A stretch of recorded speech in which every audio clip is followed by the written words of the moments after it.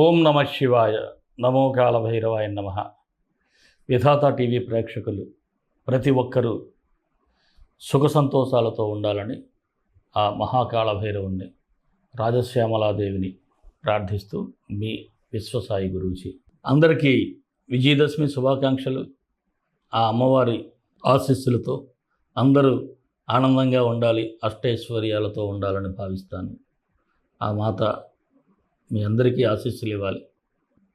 మరొక మాట ఏమిటంటే, నేను ఈ మధ్య చాలా కాలంగా బయటికి రావటం లేదు. చాలామంది అడుగుతున్నారు మన వాళ్ళు హైదరాబాద్ క్యాంప్ కోసం. నేను హైదరాబాద్లో అక్టోబర్ 7, 8, 9 తేదీల్లో నేను అవైలబుల్గా ఉంటాను. మీరు ఎవరైనా సరే నన్ను కలవాలనుకున్నా, లేదు మీ గృహంలోనే వాస్తు చూపించుకోవాలి అనుకున్నా, ఇటు జాతకం అటు సంఖ్యాశాస్త్రంతో పాటు వాస్తు కూడా చూపించుకోవాలి అనుకుంటే ముందుగానే మీరు అపాయింట్మెంట్ తీసుకోండి. స్క్రీన్ మీద స్క్రోల్ అవుతున్నటువంటి నెంబర్కి మీరు మెసేజ్ చేయండి.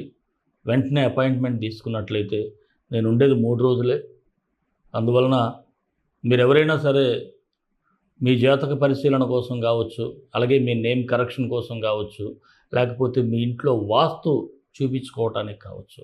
ఈ వాస్తులో జనరల్ వాస్తుతో పాటు జియోపతిక్ వాస్తు కూడా చూస్తాను. ఎందుకంటే ఎటువంటి కట్టడాన్ని కూడా కూల్చకుండా మన ఇంట్లో ప్రవేశిస్తున్నటువంటి నెగిటివ్ ఎనర్జీని బ్లాక్ చేయొచ్చు. దాన్ని కూడా మనం పరిశీలన చేసి అది బ్లాక్ చేసే మార్గాన్ని కూడా మీకు చెప్తాను. ముందుగానే మీరు అపాయింట్మెంట్ ఫిక్స్ చేసుకున్నట్లయితే మీకు నా యొక్క అవైలబిలిటీ ఉంటుంది. అలాగే మీకు అన్ని క్షుణ్ణంగా కూడా చూడగలుగుతాను.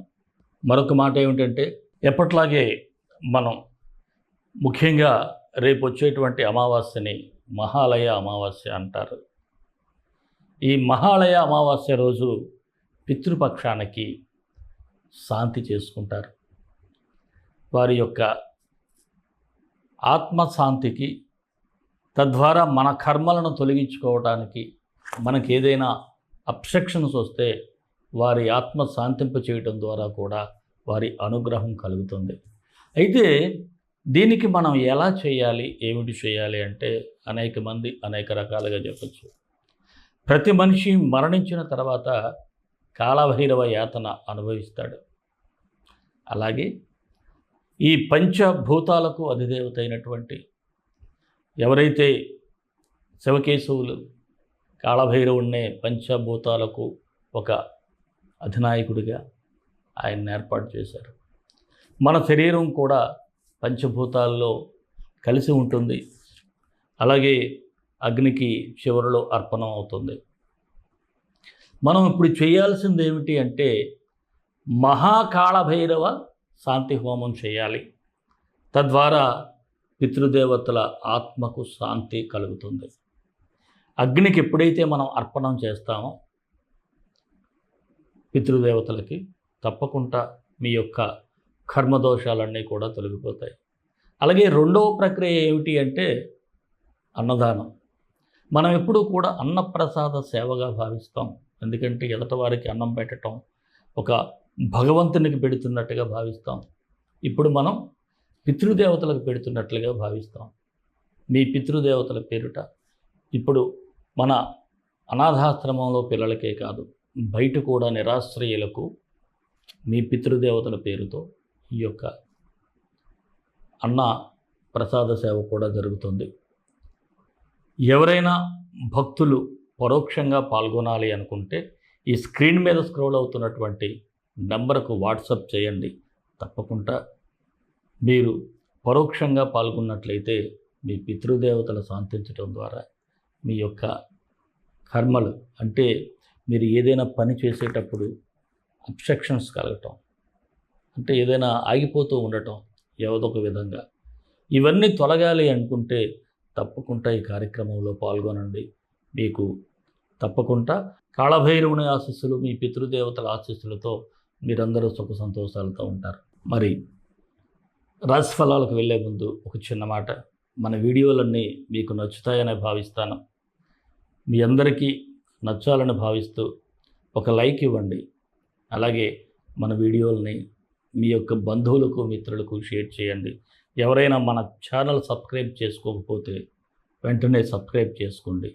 మరి రాశిఫలాల్లోకి వెళ్ళిపోదాం. కర్కాటక రాశి అక్టోబర్ 1 నుంచి 15 వరకు ఈ రాశి వారికి సూచనలు, సలహాలు. ఓర్పు, పట్టుదల చాలా అద్భుతమైనటువంటి మీకున్నటువంటి ఆయుధాలు. ఈ ఓర్పు, పట్టుదల, ప్రేమ, సహనం మీకు ఒక ఆభరణం. ఏ కార్యాన్నైనా సరే ఇట్టే పూర్తి చేస్తాయి. అలాగే కొన్ని సందర్భాల్లో ప్రతికూల పరిస్థితులను కూడా అర్థం చేసుకోవటం, నిదానంగా వ్యవహరించటం, సున్నితంగా మాట్లాడటం, దాన్ని మళ్ళీ అనుకూలంగా మార్చుకోవటం, ఆ పనిని పూర్తి చేసుకోవటం, ఇది ఒక గొప్ప టాలెంట్ అండి. ఆ టాలెంట్ అయితే ఇప్పుడు మీకు కనిపిస్తూ ఉంది.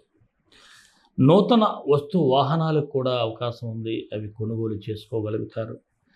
స్థిరాస్తి వ్యవహారాలు కూడా మీకు అనుకూలంగా మారే పరిస్థితులు అయితే ఉన్నాయి. వాటి మీద ఏమైనా ఇబ్బందులు ఉంటే ప్రయత్నం చేయండి. అలాగే ఆచారాలకు కూడా ఎక్కువగా ఇంపార్టెన్స్ ఇవ్వటం, మనం ఈ ఆచారాలు పాటించాలి అనేటువంటి తత్వంగా ఉండటం. ఇక గృహ నిర్మాణ ప్రయత్నాలు ఫలిస్తాయి. రుణ ప్రయత్నాలు కూడా సఫలం అవుతాయి. కోర్టుకు సంబంధించిన వ్యవహారాల్లో మాత్రం కాస్త జాగ్రత్తగా వ్యవహరించండి. ముందుగా మధ్యవర్తుల ద్వారా సెటిల్ చేసుకునే ప్రయత్నం చేయండి. ముఖ్యంగా వివాదాలకు దూరంగా ఉండాలి. అహానికి పోతే ఇబ్బందులు ఎదురవుతాయి. మీరు ఏదో పౌరుషానికి వెళ్ళిపోయి మీరు కూడా ఒక మాట అనిస్తే అది చిలికి చిలికి గాలివానగా మారి ఒక తుఫాన్లా మారిపోతుంది. ఎంతవరకు వెళ్తుందో తెలియదు. అవసరమా? పడ్డవాడు చెడ్డవాడు కాదు. ఒక మాట అంటే నీ కర్మను వదిలేసేయండి, వాడిని భగవంతుడే చూసుకుంటాడు. ఈ విషయంలో కాస్త జాగ్రత్తగా ఉండండి. రాత్రి ప్రయాణాలు మాత్రం దూరంగా ఉండండి. రాత్రి ప్రయాణాలు అవాయిడ్ చేయటం చాలా మంచిది. ముఖ్యంగా డ్రైవింగ్కి దూరంగా ఉంటే ఇంకా మంచిది. విదేశీ ప్రయత్నాలకైతే కాస్త సానుకూలంగా ఉంది. సంతానం వలన కూడా మీకు సంతోషం కలిగేటువంటి వార్తలు వింటారు. వారు మంచిగా ఉంటారు. వివాహ ప్రయత్నాలు కూడా ముందుకు వెళ్తాయి. అలాగే నిరుద్యోగులకైతే ఉద్యోగ అవకాశాలు ఉన్నాయి. కాస్త స్ట్రెస్ ఎక్కువగా ఉన్న ప్రయత్నాలు చేయండి. రాజకీయ నాయకులకైతే యాజ్ యూజువల్గా ఉంటుంది. అయితే కొన్ని విషయాలు మీ ప్రమేయం లేకపోయినా ఆరోపణలు అయితే ఎదుర్కొంటారు. మనకు సంబంధం ఉండదు, ఎవడో అంటారు కదా, బట్ట కాల్చి మీదన పడేస్తాడు. అలాంటి పరిస్థితులు మీకు కనిపిస్తూ ఉన్నాయి. ఉద్యోగస్తులకు కూడా సానుకూలంగానే ఉంది. వ్యాపారస్తులకైతే అనుకూలంగా ఉంది. కాకపోతే లాభాలు వస్తాయి. ఆర్థిక లావాదేవీలు కూడా అన్నీ బాగానే చేస్తారు. కాకపోతే ఎక్కడో ఒక చిన్న ఇబ్బందులు జరుగుతూ ఉంటాయి. మీకు తెలియకుండానే ఐటీ రేటు పెరిగినా ఆశ్చర్యపోనక్కర్లేదు. కొద్దిగా ఈ విషయంలో మాత్రం, అంటే ఒక ఐటీ అనే కాదు, ఏ ఫుడ్ ఇన్స్పెక్టరో లేకపోతే మరొకడో ఎవడో ఒకడు మిమ్మల్ని వేధించే ఛాన్సెస్ ఉన్నాయి. కాబట్టి కొద్దిగా జాగ్రత్తగా ఉండండి. అలాగే నూతన పెట్టుబడులు కూడా పెట్టాలనేటువంటి ప్రణాళికలు కూడా ఈ రాశి వారు సిద్ధం చేసుకుంటారు. అయితే ఏదైనా ఒక జాయింట్ బిజినెస్ చేయాలనుకుంటే ఆలోచించి డెసిషన్స్ తీసుకోండి. తొందరపాటు అయితే పనికిరాదు. మరి షేర్ మార్కెట్లో మాత్రం కాస్త లాభాలు అయితే కనిపిస్తూ ఉన్నాయి. రియల్ ఎస్టేట్ వ్యాపారస్తులకి అంటే దగ్గరగా వచ్చినట్టు ఉంటుంది. కొంతవరకు పర్వాలేదు. చిరు వ్యాపారస్తులకైతే బాగానే ఉంది, మంచి లాభాలు వస్తాయి. కళారంగం వారికి కొంతమంది ఈ ప్రొఫెషనల్గా కూడా విదేశీ టూర్స్ కూడా కనిపిస్తూ ఉన్నాయి. విద్యార్థులైతే చదువు మీద చాలా ఫోకస్ పెట్టాలి. బద్ధకం ఉంటుంది. చదువు మీద శ్రద్ధ పెట్టకపోతే ఇబ్బందులు తప్పవు. ఆరోగ్య సమస్యలను అయితే అధిగమించే ప్రయత్నం చేస్తారు. వేళకు మందులు వేసుకోవాలి. ఏదైనా చిన్నపాటి ఇబ్బందులు ఉంటే జాగ్రత్తగా ఉండండి. ప్రేమికులకైతే గతం కంటే ఇప్పుడు మీ ప్రేమబంధం బలపడేటువంటి సూచనలు అయితే ఉన్నాయి. మరి ఈ రాశి వారికి ఏ తేదీలు అనుకూలంగా ఉన్నాయి అంటే 2, 9, 12 చాలా బాగుంది. 4, 7, 14 తేదీలు మాత్రం కొద్దిగా నిదానంగా వ్యవహరించండి, అంతే, అన్నీ బాగుంటాయి. మరి కర్కాటక రాశి వారికి మరిన్ని మంచి ఫలితాల కోసం విశ్వగురు సక్సెస్ మంత్రాలు పఠించండి, విజయాలు సాధించండి. ఈ రాశివారు శని భగవానునికి శని గాయత్రి మంత్రం చేస్తే సరిపోతుంది. ఓం కాకధ్వజాయ విద్మహే ఖడ్గహస్తాయ ధీమహి తన్నో మంద ప్రచోదయాత్. ఈ మంత్రాన్ని ఉదయం సాయంత్రం 18 సార్లు పఠించాలి. ఉదయం 18 సార్లు, సాయంత్రం 18 సార్లు.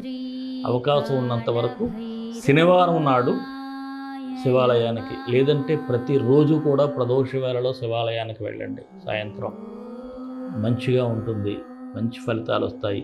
శివాలయానికి వెళ్ళి అక్కడ ఒక కనీసం బిల్వదళమైనా పెట్టి ఇచ్చి మీరు అక్కడ కాసేపు కూర్చొని రావటం మంచిది. ఆ విభూది బొట్టది పెట్టుకొని మంచి ఫలితాలు అయితే వస్తాయి. ఈ మంత్రాన్ని డిస్క్రిప్షన్లో కూడా ఇవ్వటం జరుగుతుంది. అలాగే మీకు అవకాశం ఉన్నట్లయితే నూపప్పు కలిసినటువంటి పదార్థాన్ని ఎవరికైనా మీరు ఏ రోజైనా ఇవ్వండి. తినటానికి అవకాశం ఉండేటట్టుగా కనీసం నువ్వుల నూనెతో పులిహార చేసైనా సరే ఒక 8 పొట్లాలైనా ఎవరికైనా పంచండి. లేనివాడికి, ఎవరికైనా అంటే ఉన్నోడికి కాదు, లేనివాడికి పంచండి. మరి మన ఇష్టదైవం కాళభైరవుడు, కాళభైరవ గాయత్రి. కాళాయ విద్మహే కాళాతీతాయ ధీమహి తన్నో కాళభైరవ ప్రచోదయాత్. సర్వే జనా సుఖినో భవంతు, లోకా సమస్తా సుఖినో భవంతు. దేశం కోసం, ధర్మం కోసం, భారతీయ సంస్కృతి విలువల కోసం పాటుపడదాం. స్వస్తి.